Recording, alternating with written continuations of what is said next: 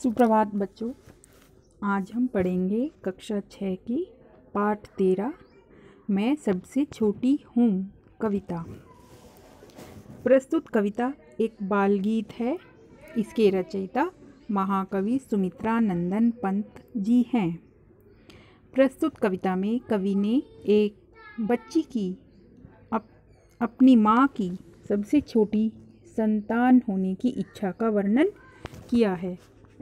अर्थात जो कवि हैं वो एक छोटी बच्ची के रूप में अपनी माँ की सबसे छोटी संतान बना रहना चाहते हैं। वो ऐसा क्यों चाहते हैं? क्योंकि उन्हें पता है कि जो माँ है वो अपने सबसे छोटे बच्चे से सबसे ज़्यादा प्रेम करती है। इसीलिए वो अपनी माँ की सबसे छोटी बच्ची बना रहना चाहते हैं और छोटी बच्ची बनकर वो अपनी माँ का प्रेम पाना चाहते हैं, अपनी माँ के साथ खेलना चाहते हैं, उनसे प्रेम दुलार पाना चाहते हैं, उनकी गोदी में सोना चाहते हैं। इसीलिए वो एक छोटी बच्ची के रूप में अपनी माँ की सबसे छोटी संतान बना रहना चाहते हैं। इन्हीं बातों को कवि ने एक कविता के रूप में प्रकट किया है, जो इस प्रकार है। मैं सबसे छोटी हूँ, तेरी गोदी में सोऊं, तेरा अंचल पकड़ पकड़ कर फिरूं सदा माँ तेरे साथ, कभी न छोड़ूं तेरा हाथ। बड़ा बनाकर पहले हमको तू पीछे चलती है माँ, हाथ पकड़ फिर सदा हमारे साथ नहीं फिरती दिन रात। प्रस्तुत पद्यांश हमारी पाठ्य पुस्तक वसंत भाग 1 में संकलित मैं सबसे छोटी हूँ नामक कविता से लिया गया है और इसके रचयिता महाकवि सुमित्रा नंदन पंत जी हैं। इस पद्यांश में एक बालिका अपनी माँ की सबसे छोटी संतान बनने की इच्छा व्यक्त करती हैं। व्याख्या।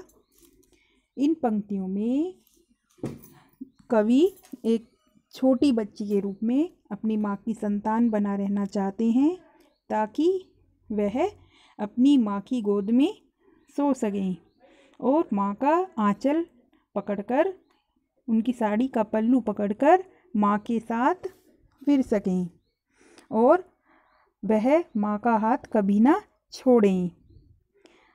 बड़ा बनाकर पहले हमको तू पीछे चलती है माँ। जो कवि हैं वो छोटा इसलिए बना रहना चाहते हैं क्योंकि उनको डर है कि माँ पहले तो हमें कह देगी कि चलो तुम अब बड़े हो गए हो, आगे आगे चलो, और फिर हमें छल करेगी हमारे साथ और हमें आगे भेज देगी और हमारा हाथ भी नहीं पकड़ेगी और ना ही हमारे साथ हाथ पकड़कर घूमेगी, ना हमारे साथ खेलेगी। इसीलिए कवि डरे हुए हैं कि कभी माँ हमें बड़ा बनाकर हमारे साथ छल ना करे। इसीलिए वह एक छोटी बच्ची बना रहना चाहते हैं ताकि उनकी माँ का साथ उनसे कभी ना छूटे। अगला पैराग्राफ देखते हैं।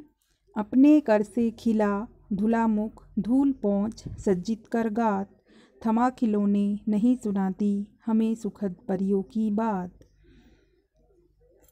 कवि अब इन पंक्तियों में कहना चाहते हैं कि जो एक छोटी बच्ची है वो अपनी माँ की छोटी संतान बनकर रहना चाहती है जिससे उसे माँ के साथ वह रह सके।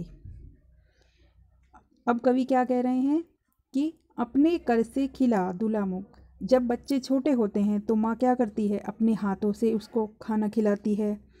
धुला मुख, उनका मुख धोती है खुद ही, उनकी धूल पहुँचती है जब वो खेल कर आते हैं बच्चे।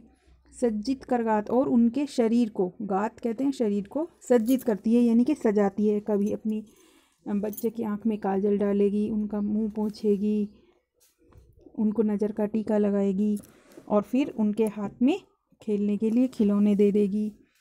इसीलिए कवि छोटे बना रहना चाहते हैं क्योंकि वे ये सब काम करना चाहते हैं। और कवि कह रहे हैं कि नहीं सुनाती हमें सुखद परियों की बात। अगर हम बड़े हो जाएंगे तो वो हमें सुख परियों की अच्छी अच्छी कहानियाँ नहीं सुनाएगी। ऐसी बड़ी ना हूँ मैं, तेरा स्नेह ना खोऊं मैं। कवि इसलिए कह रहे हैं कि मैं ऐसी बड़ी नहीं होना चाहती, बड़ा बच्चा नहीं बनना चाहती, क्योंकि बड़ा बनकर वो माँ का स्नेह खो देंगे।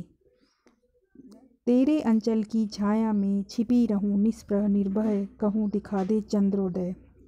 अब वो छोटी बच्ची के रूप में कह रहे हैं कि माँ, मैं तेरे आंचल की छाया में छिपकर अपने आप को निडर महसूस करता हूँ, सुरक्षित महसूस करता हूँ, और मैं निडर होकर तेरी गोदी में सोना चाहता हूँ, और तुझसे बार बार चंद्रमा को दिखाने की जिद भी करना चाहता हूँ। आपने देखा होगा, जब जैसे छोटे बच्चे होते हैं वो बार बार अपनी मम्मी से कहते हैं कि हमें चंदा मामा देखना है, तो उनकी माँ उनको गोद में लेकर चंदा मामा दिखा देती है। ऐसे ही कवि भी एक छोटी बच्ची बनकर माँ से जिद करना चाहते हैं, क्या क्या दिखाने के लिए? चंद्रोदय, चांद का निकलना वो देखना चाहते हैं, और माँ की गोद में ही सोना चाहते हैं। इसीलिए कवि एक छोटी बच्ची बना रहना चाहते हैं। धन्यवाद।